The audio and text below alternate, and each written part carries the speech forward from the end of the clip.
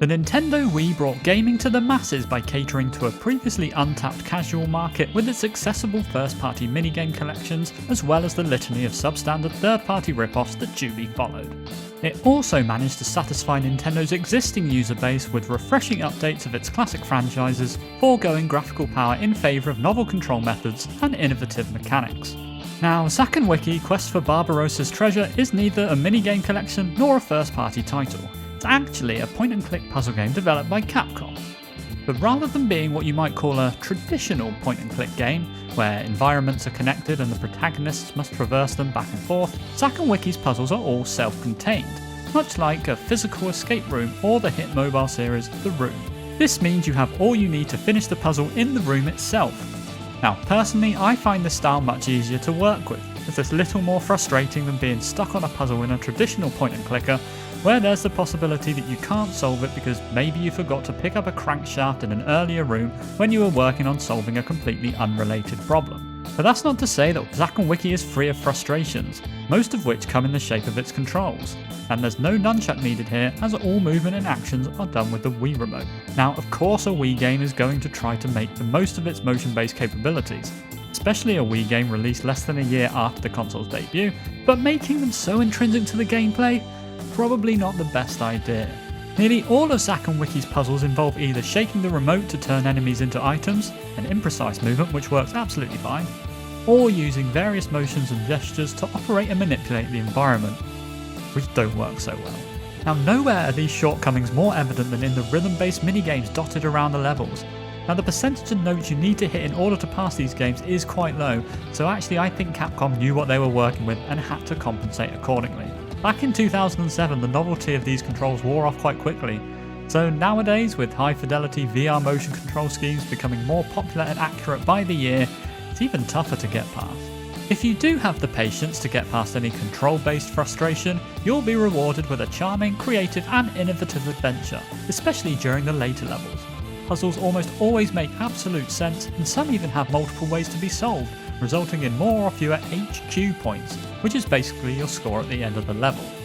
You're then given a rating, which can range from all-time genius and unpuzzleable, I think is a good thing, to the slightly more matter-of-fact, you can do better.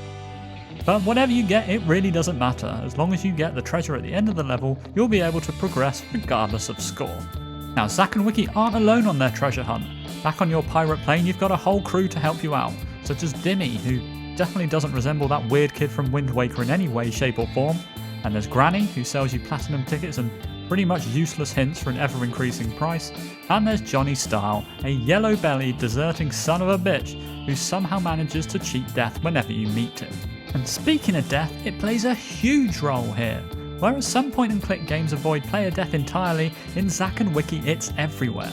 The game makes it clear from the outset that slow and steady is the best way to go, with holding the Wii remote trigger to check your surroundings before doing anything or going anywhere being the best course of action. But still, even with all the care in the world taken, environmental surprises and unpredictable enemy behaviour do occur, so sometimes a trial and error approach is needed.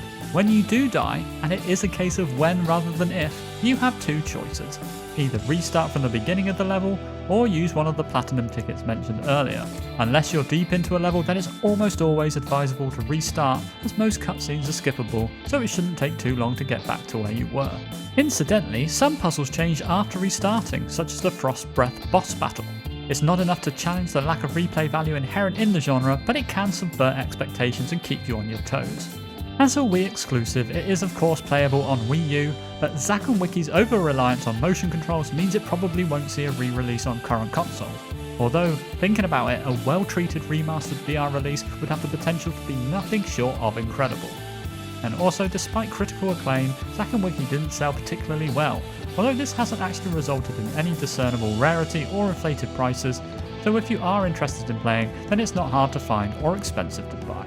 So, Zack Wiki Quest for Barbaros Treasure is well over a decade old now, the graphics are best described as Wii appropriate, and there's no full voice acting, which, to be honest, is a relief, as otherwise Wiki's constant dings would have reached World of Final Fantasy levels of annoying.